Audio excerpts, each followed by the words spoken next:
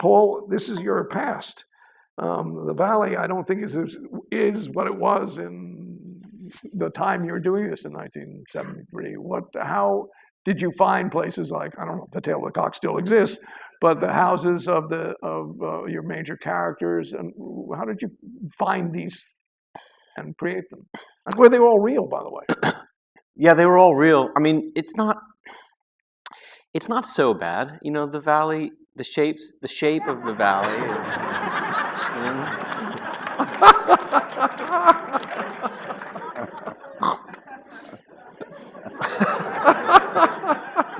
No shame here.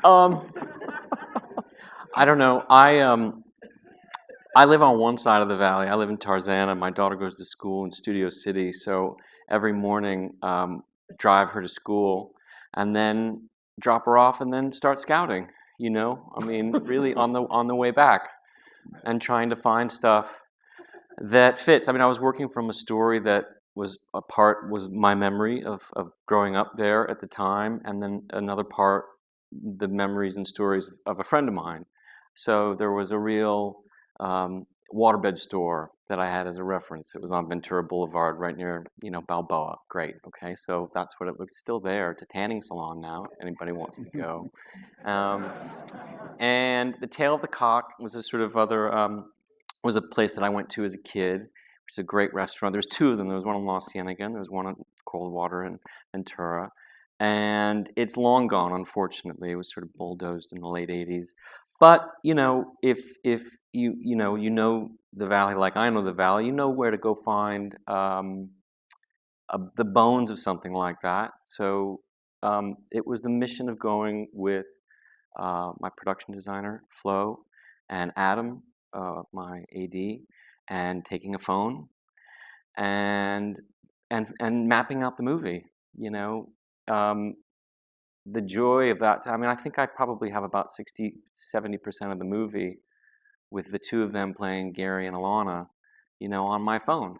And, and that really, and the joy of scouting and taking that time and messing around and going into one bathroom stall and trying something like this. Okay, well, this will be great. Let's go to another one, or getting permission to go to a high school and walking around the high school and shooting it and trying to time it all out and really just mapping the whole thing out, which we were doing anyway, but then became double, triple important to shoot during the COVID of it all, because on a limited budget, you really want to know your frame and know, well, what are we seeing? Let's make sure that we aren't bringing more cars and more people than we need. Let's really get this mission focused so that we can accomplish it. Yeah. Do you remember any locations as being more challenging to actually find? No, there's all. I mean, I think Stephen, it's like the period film. It's crosswalks and stoplights, and it's crazy. That is the biggest thing. No, nothing was challenging to find. The thing that can happen when you're making a film, I think certain location managers have a book and they present you the same old locations, and they just kind of want to get it over with as fast as they can. Sometimes they're like, there's 6 of these houses, please just pick one. And that won't do. You have to you just drive around, knock on doors, and try to find those things and find things that are stuck in time. It's one of the great joys of being able to make a film in the place where you live, is that there's just the route home from dropping my daughter off at school was filled with limitless possibilities and alleyways that I'd never been down. But I've been down most of them at this point. Lived there for 50 years. Do you sometimes, as Kenneth does, look for a certain kind of space? I'm thinking specifically of a scene where I guess Gary ends up walking out and getting in the car and drives away, and Alana goes after him. And it's a fair complex move in terms of getting up from the table, going around a corner, coming back into the room, going out. Do you look for that? I mean, or is that, oh wow, I found this, and now I'm going to sort of stage it that way? Where's that dynamic? I don't know, there's those times when you're writing something and you get something stuck in your mind that you want to try to make happen. And I think the trick is knowing when to abandon that because something else is right in front of your face that is like, it's screaming at you, like, dummy, look at me. I'm standing right here. There's a great shot. So it's that kind of combination of attack to tell the story in a certain way, but openness to what might be there. And by the way, that's a great it's a great way to work. I mean, I've worked the other way too. Thinking of working with Jack Fisk, you're creating a world, and there you're like it is nerve wracking. You're like, wait, from the ground up, I don't want to do. Right, I like it's. I want to be able to walk in someplace and be lucky enough that the sun is coming through the window in a certain way. When you're great, let's make sure we're back here at 2:00 because that's when it looks good. To really map out a schedule. To these locations as well. Be open to what they provide naturally. You always like a location better when you walk in and the sun is coming through the window. You're like, this is what we want. Or that or just how often you walk into a location that's fantastic and you say to the family, please don't touch anything, and then they clean the whole place up by the time you get there. Did the John Peters house? Where was that? John Peters' house was a house that I was aware of. It's up Balboa. For any of you people that live anywhere near Encino, if you keep going up Balboa, at the end of the street there is a house that Lyle Wagner built in the early '70s in a kind of classic Valley Tudor style.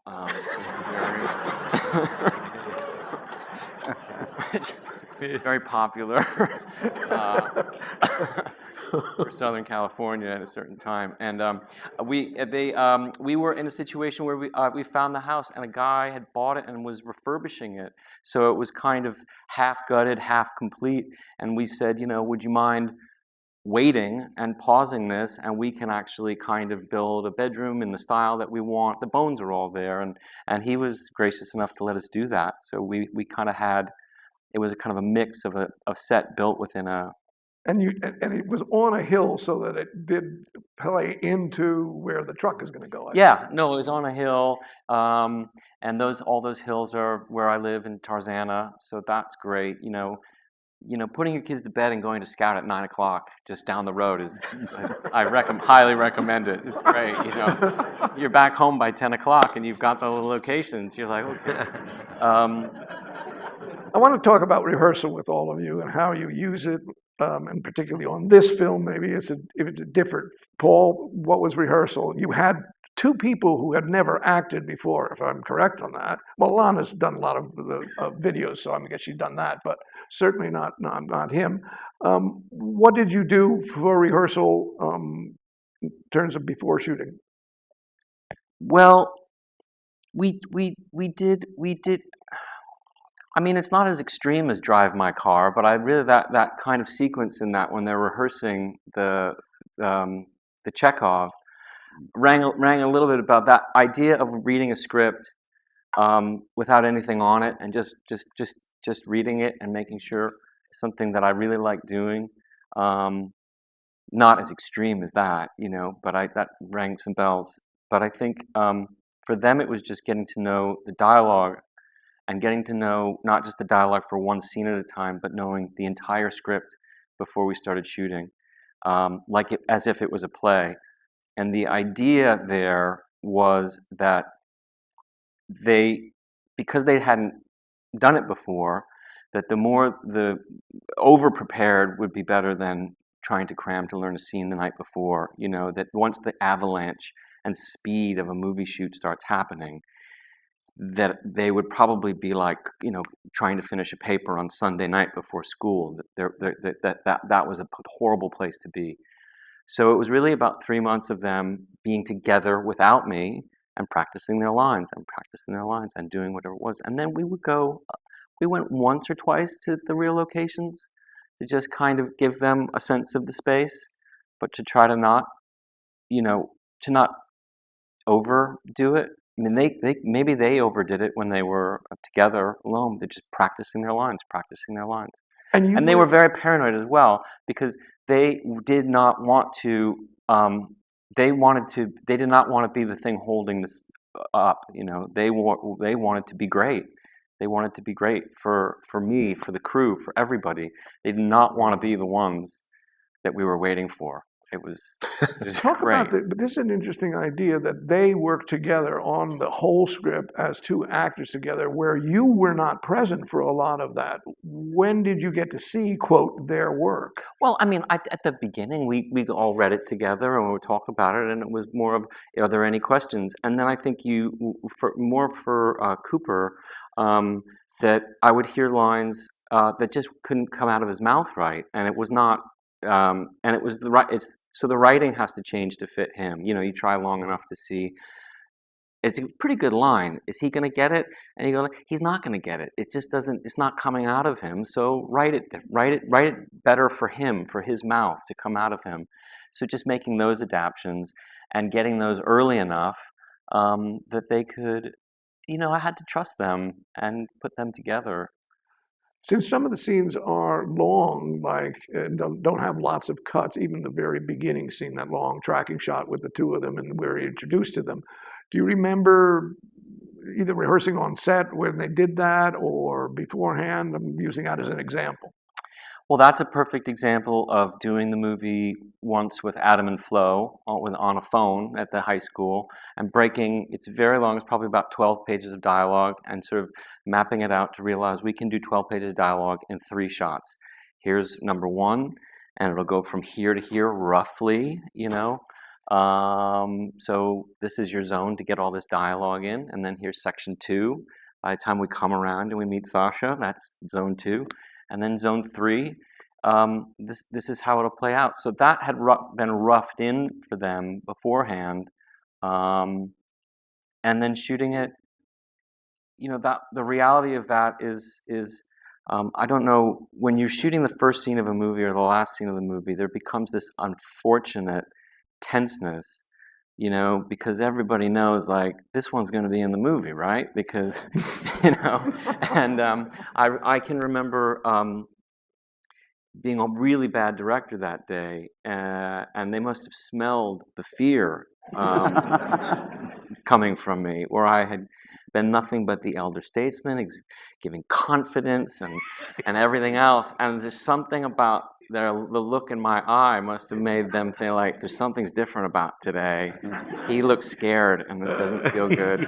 And they were terrible for the whole morning. They were stiff, and it was this sort of great panic. It's a horrible situation to be in that you can't really fight your way out of, except to realize that, well, we're here for 2 days and there's still one more morning.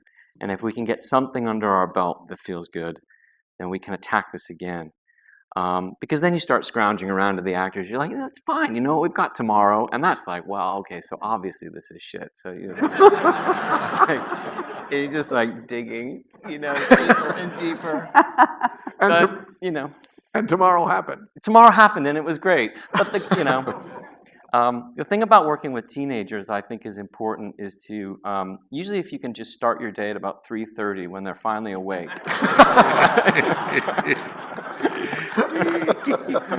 Did you really start rescheduling? No. I did. We did. I think we did start to realize that they're not really awake until the afternoon. So maybe we just try to push everything back a little bit. Great. Really. Okay. Paul, I want to deal with laughter, mainly because there's a scene where all of them in the car and they're all laughing hysterically. And I'm curious, because we don't have any setup, and we've had a scene before that, but there's something missing here. Do you remember how you got them all to be? Yeah, there was something there was a joke, I think, that was written that one of the characters is saying. And I think my memory is that I kept it fresh by adding stuff to it, would sort of whisper something to one of them to say, that kind of thing. But if you have 6 teenagers in a car, you don't really have to do that much. You just have to be rolling. Were there moments for you where it was really challenging for getting a performance, moments you had to redirect that really stand out for you? Um, well, there was a scene. Yeah, and the mistake is to think that that I had to redirect the performance, or the scene was bad and it didn't need to be in the movie and it wasn't well written, and it was like you kind of bang your head against the wall because you think it's an important thing, and you think perhaps the actor isn't engaged emotionally. Um, Not that you're placing blame, but you're just trying to discover why this isn't connecting to you or to this person who is faking it, and you feel it, and it's embarrassing. They're out there trying, and the truth is, it's not. It's just didn't. It's not going to end up in the movie. It was like a scene late in the game, and it just wasn't very good. Um, and we kind of knew that, but you can't really admit that at the time. Someone's like pouring their heart out. They're sort of trying to give it to you, and everybody kind of knows, and it's late at night, and it's hard. It's a hard one for the crew, and everybody kind of feels a little edgy. But that's okay because we'd been going great, guns, and everything was good. And to get to a clunker every once in a while is okay. Just don't let it go on too long.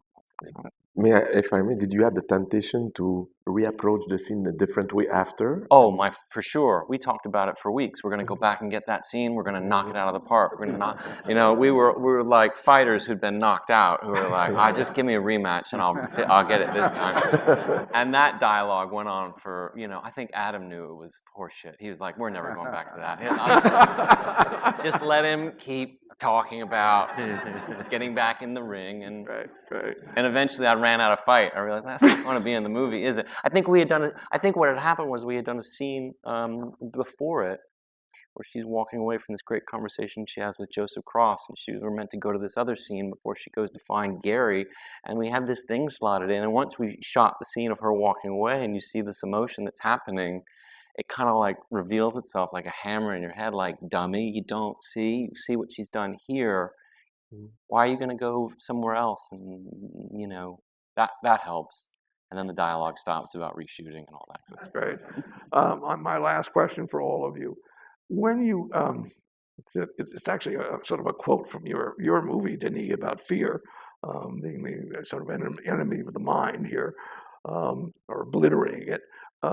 What do you all do when fear suddenly comes on, which may not be because you all are so experienced and so good, but there still may be a moment of fear. How do you handle it? You fake it. You you pretend that you're not scared. I don't know. That's kind of a joke to make the point, but at the same time, like that's also where the joy is. Yeah, if you're a junkie for that kind of like fear, or getting out to a place where you're uncomfortable, that's the thrill. To me, it is. It's exciting when things get nervous. It's probably a sign that something's going right, I would think. You know, I mean, I suppose a philosophy in life is that you're supposed that freedom is no fear, But on a film set, a little bit of that helps fuel you, Got it. Thank you, Denis.